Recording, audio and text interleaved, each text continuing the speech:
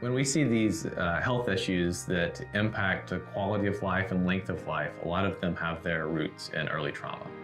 We have people who are struggling in our communities right next door, and we might not have the same awareness that other communities might have. There's this belief that everyone else is doing fine. I've been in this business for over 20 years, and the level of violence that we've seen in the last 2 years is more severe than the first 18 years combined. Last year, for the first time we started having to turn people away, we turned away over 500 people. We frequently hear people say that their babies are too young to remember this domestic violence incident or really traumatic incident. Whether or not they can recall a very specific incident, it's changed the way that their brain has developed around how they deal with trauma, how they deal with fear, how they associate love with fear, and it can last a lifetime.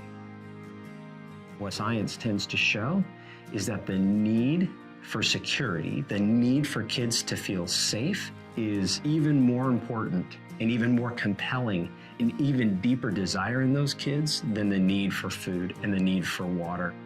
We need to stop thinking that trauma only happens over there. It happens to that other community. It happens to different families. Trauma can happen to anyone.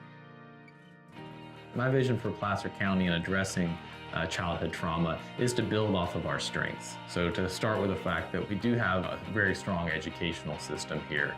We do have strong healthcare providers. We collaborate well together, so use our strengths to overcome the disadvantage that still remains in our communities. I believe we can solve this problem. We need to come up with new ideas and new ways to tackle this, and those have to be funded.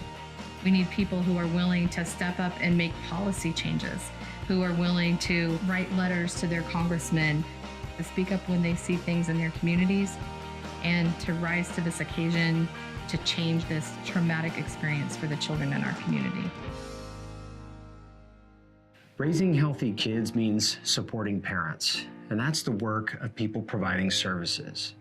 But it's also the responsibility of people in the community, and it's also requires an effort from policymakers. And if we all work together, then we'll be successful.